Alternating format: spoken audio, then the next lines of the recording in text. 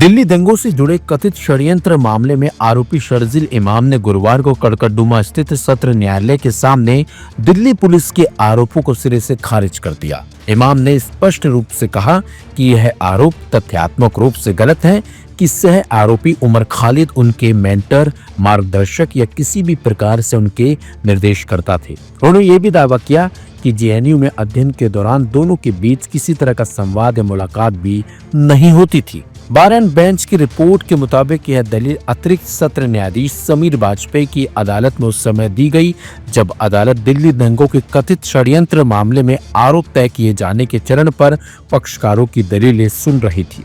शर्जिल इमाम की ओर से वरिष्ठ अधिवक्ता तैयब मुस्तफा ने अदालत को संबोधित करते हुए कहा कि अभियोजन पक्ष यह स्थापित करने में पूर्णतः विफल रहा है कि इमाम और उमर खालिद के बीच कोई आपराधिक साजिश या पूर्व नियोजित समझौता मौजूद था, जो किसी भी षड्यंत्र के आरोप के लिए आवश्यक कानूनी तत्व है। अधिवक्ता मुस्तफा ने इमाम के बयान का हवाला देते हुए कहा कि जेएनयू में मेरे 5 सालों के अध्ययन काल के दौरान मैंने कभी उमर खालिद से बातचीत नहीं की। अभियोजन यह स्पष्ट करने में असफल रहा है कि वह किस प्रकार के समन्वय या तालमेल की बात कर रहा है। षड्यंत्र सिद्ध करने के लिए यह आवश्यक है कि पक्षकारों के बीच कोई समझौता या सहमति दिखाई जाए, किंतु अभियोजन ऐसा कोई साक्ष्य प्रस्तुत नहीं कर पाया है।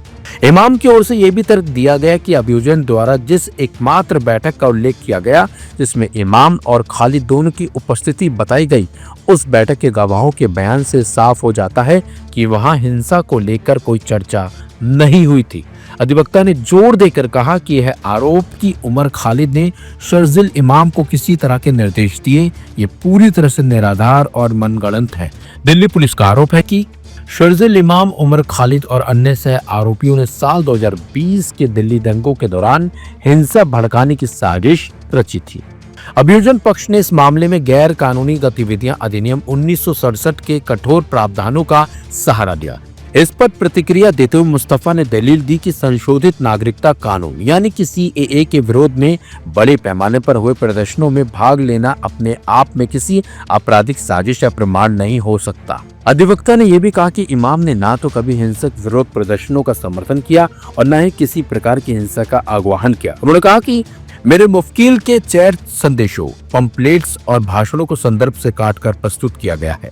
अभियोजन यह आरोप लगा रहा है कि इमाम दंगे और हत्याएं चाहता था, जबकि वास्तविकता यह है कि उसकी किसी भी बैठक या भाषण में हिंसा पर चर्चा नहीं हुई, बल्कि अहिंसा पर जोर दिया गया।